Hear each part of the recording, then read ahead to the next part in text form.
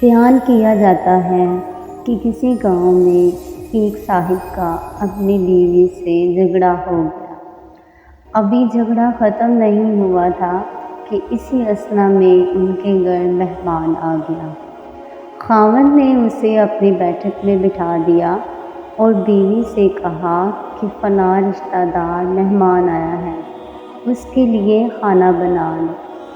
وہ غصے میں تھی، کہنے لگی، نہ تمہارے لیے کھانا ہے نہ تمہارے مہمان کے لیے۔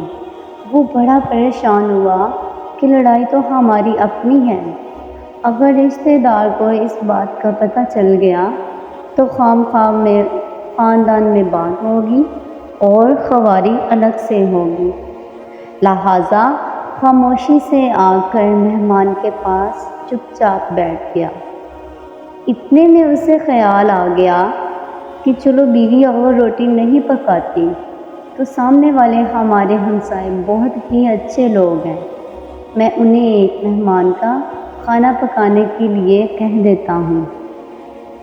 چنانچہ وہ ان کے پاس گیا اور کہنے لگا کہ بیوی کی طبیعت آج کچھ خراب ہے، لہٰذا آپ ہمارے مہمان کے لیے کھانے کا انتظام کر دیں۔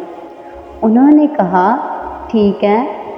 وہ مطمئن ہو کر مہمان کے پاس آ کر بیٹھ گیا کہ مہمان کو کم از کم کھانا تو مل جائے گا، جس سے میری عزت بھی بچ جائے گی۔ تھوڑی دیر کے بعد مہمان نے کہا کہ ذرا ٹھنڈا پانی تو لا دیجیے۔ وہ اٹھا کہ گھڑے کا ٹھنڈا پانی لاتا ہوں۔ اندر گیا تو دیکھا کہ بیوی تو زاروں قطار رو رہی ہے۔ وہ بڑا حیران ہوا اور کہنے لگا، کیا بات ہے؟ اس نے پہلے سے بھی زیادہ رونا شروع کر دیا۔ کہنے لگی، بس مجھے معاف کر دیں۔ اس کے خاوند نے کہا کہ بتاؤ تو صحیح، آخر تمہارے رونے کی وجہ کیا ہے؟ تم ایسے کیوں رو رہی ہو؟ بیوی نے کہا کہ پہلے مجھے معاف کر دیں، پھر میں آپ کو اپنی بات سناؤں گی۔ خیر، اس نے کہہ دیا کہ جو لڑائی جھگڑا ہوا ہے میں نے وہ دل سے نکال دیا ہے اور تمہیں معاف کر دیا ہے۔ پھر وہ کہنے لگی کہ جب آپ نے آ کر مہمان کے بارے میں بتایا اور میں نے کہہ دیا کہ نہ تمہارے لیے کچھ پکے گا اور نہ ہی تمہارے مہمان کے لیے کچھ پکے گا تو آپ چلے گئے، مگر میں نے دل میں سوچا کہ لڑائی تو میری اور آپ کی ہے اور یہ مہمان رشتہ دار ہے، ہمیں اس کے سامنے اپنے جھگڑے کی پول نہیں کھولنا چاہیے۔ چنانچہ میں اٹھی کہ کھانا بناتی ہوں۔ جب میں باورچی خانے میں گئی تو میں نے دیکھا کہ جس بوری میں ہمارا آٹا پڑا ہوتا ہے، ایک سفید لباس شخص اس بوری میں سے آٹا نکال رہا ہے۔ میں یہ منظر دیکھ کر سہم سی گئی۔